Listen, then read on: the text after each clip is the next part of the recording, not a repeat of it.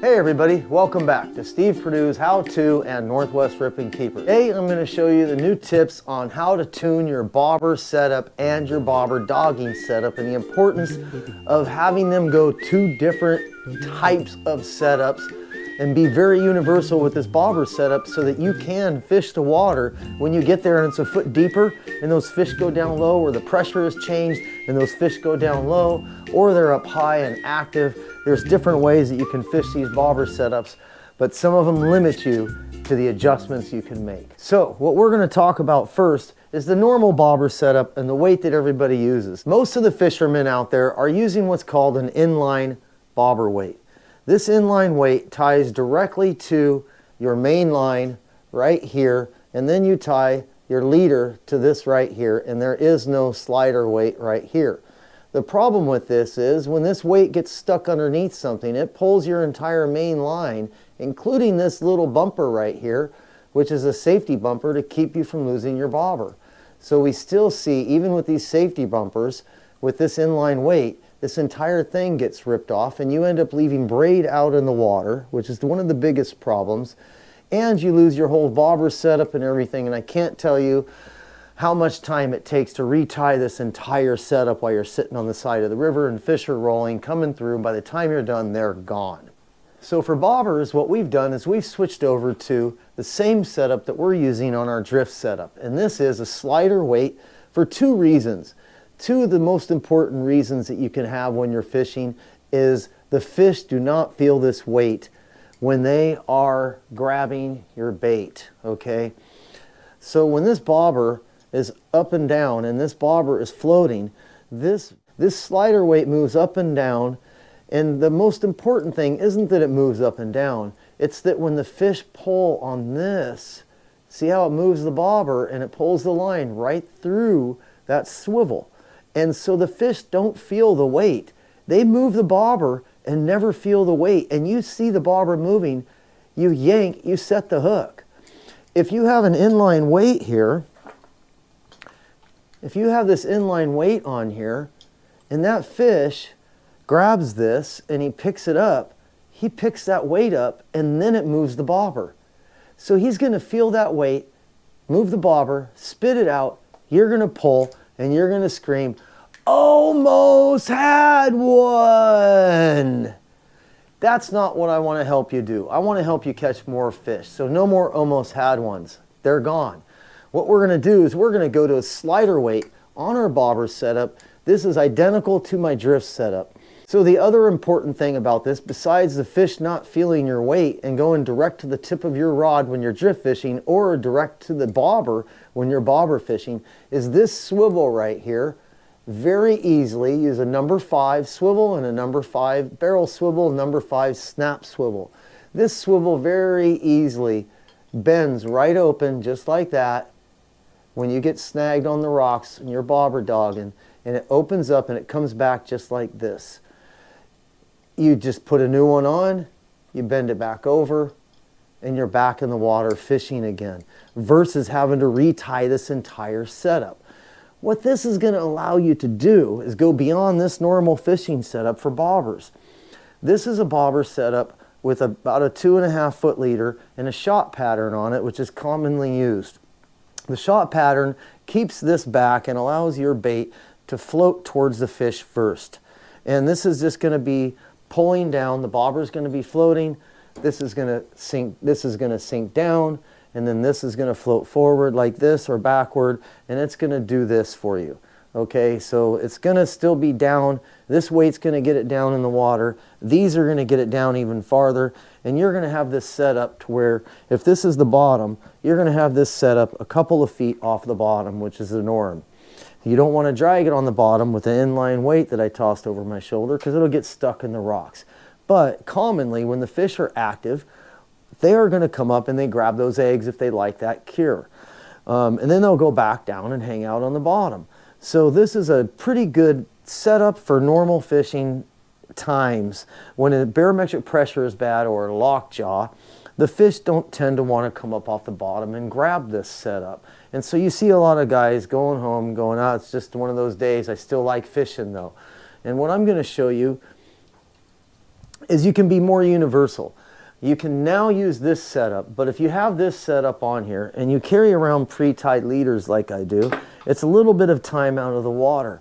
These are drift setups, bobber setups, and there's all different setups, different lengths, different weights, different size hooks, so that I can adjust quickly on the go and don't have to walk back to shore through 2 or 3 feet of water and then walk back out. I'm going to have all this stuff on me right there to be able to test, and if somebody next to me is having a hard time, I'm going to have enough pre-tides that I can share with that person, friend, or client.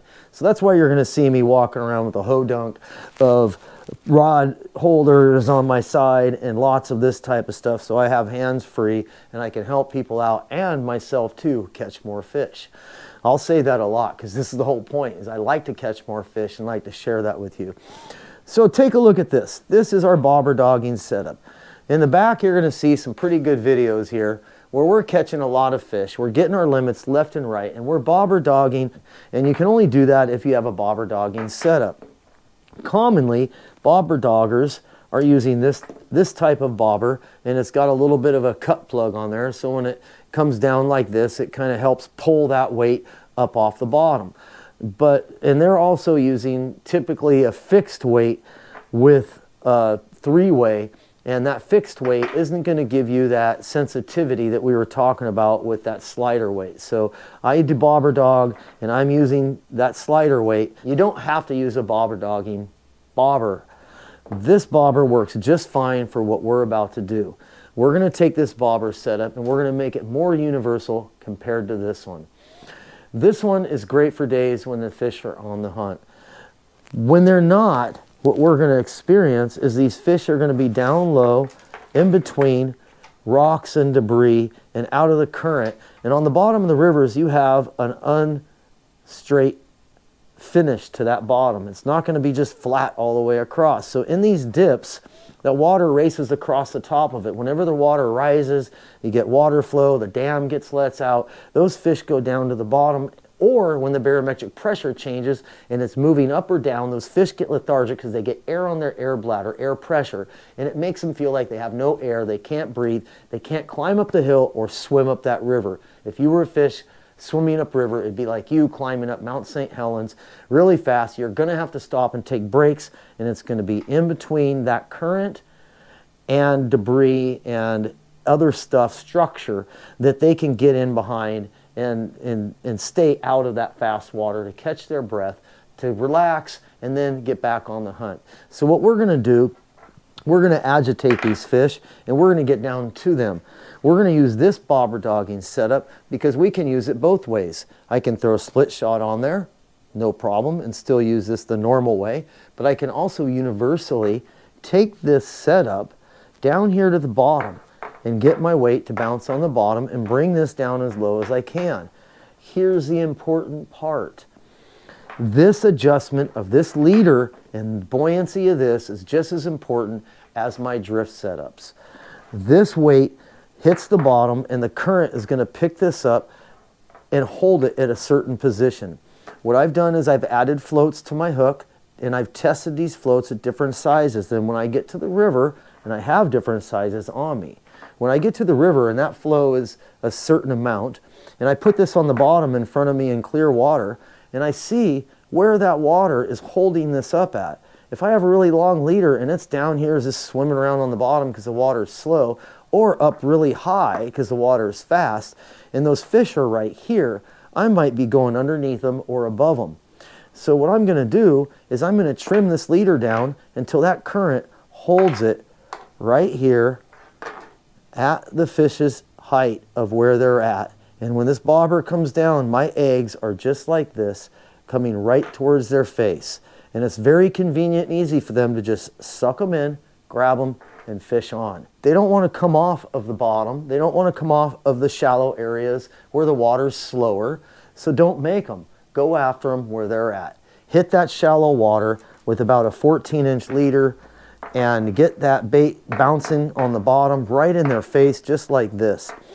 Here's the blifting part. There's a new technique. I haven't seen anybody do it, and we're catching a lot of fish doing this. I'm just going to call it blifting because we're using a bobber, and we're bobbering down the river just like this. And when it gets to the end of the drift, because we can lift, we can bob or dog this. We can add another extra couple of feet and add some line out there to bounce. Now at the end of the drift, the river gets into a deep low spot right here. This is going to now go down like this.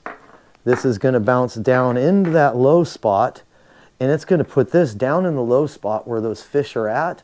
And then when I'm done with that drift, I put tension on my line and I let it swing into shore just like this. So at the end of the drift, this bobber is going to come down and do the drift and bounce the way it's supposed to. At the end of the drift, this is where you're going to lift it.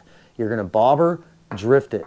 This bobber is going to swing into shore like this, and instead of reeling it in, you're going to let this weight bounce like this and cross the river just like this, and you're going to feel this line and this weight bouncing the tip of your rod just like this.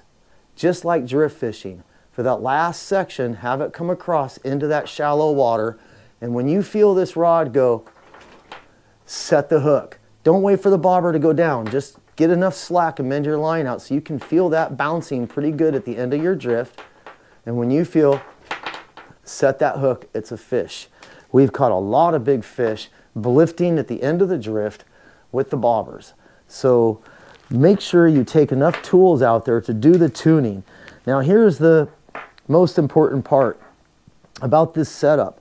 When I get this to right here, you've got to have enough floats on here per size of hook with your eggs in the current that you're in to keep this right at this level. If it does this and it goes to the bottom, that's what it's going to be doing out there, and it's going to go under the fish. Fish are not suckers. They don't hunt down. Salmon and steelhead are not suckers. They do not hunt down, they hunt up. You want this to be floating at about 4 to 6 inches off the bottom, just like that, where those fish are going to be sitting at. When you go shorter, it's going to bring it down to that 4. If they're down in between rocks and stuff, just let a little bit of line out like this, put a couple inches on it, and it will go down in to the deeper spots.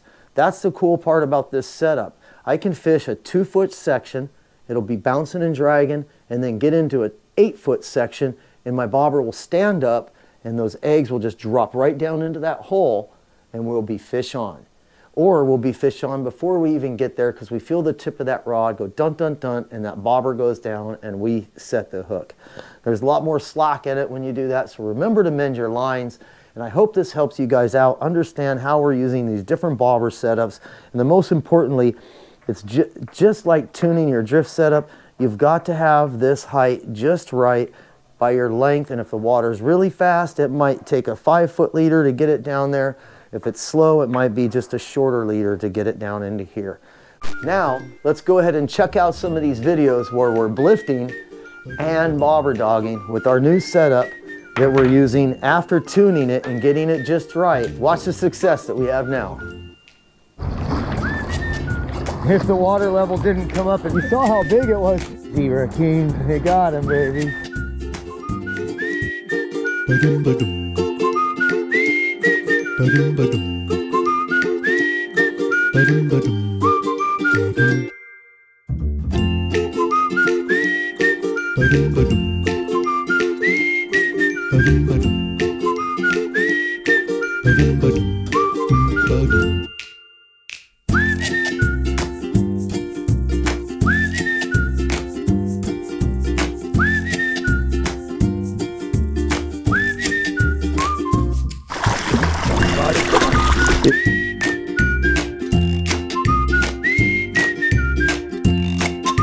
That's it. This was the ticket. First cast after. We're trying to have. I don't know why. Garlic smell. Right here, you guys. This coho with the garlic smell. Watch my video on making egg sacks. There's a few different ways you can tie them. I'll make another one where you just wrap it around. I like to do a different knot on them. And these things will save you tons of eggs. They work really good. I've had no problem with them, especially if you're gonna add scent. It sticks to this better than it does stick to eggs. So if you're gonna use scent, I definitely use some egg sacks and catch yourself more fish. Hook sizes that I'm using. I'm using a #1 size hook for a smaller setup if I'm drifting eggs, and I'll use a 1/0 hook if I'm using a bobber setup in a bigger clump of eggs. Just go to a 1/0. versus a 1. I like this size of hooks because they're a lot sharper. If you're gonna add shrimp and eggs, you might go to a 2/0. But remember, they're not as sticky, they're not as sharp, they're not gonna stick to your skin like that quite as easy. So I like to stick to the number 1s or the 1/0s. The owner makes a mosquito hook 2/0, and that's really sharp. It's a needle point mosquito hook 2/0. Try those if you want to run a bigger setup, a bigger clump of eggs. But remember, make it easy for those fish to bite it, get it just above their eye level, and they will, and you will, catch more fish. Don't forget to like, share, and subscribe, and hit notifications in your YouTube settings and on your device so you get notified of the next video that's coming out. We're going to be doing a lot of videos over the next season and a lot of videos that I've been stacking up on over the last couple of years. So enjoy, and hope this how-to video puts you into more fish. Make sure you let me know how you do. Send me pictures on Facebook or on the YouTube page.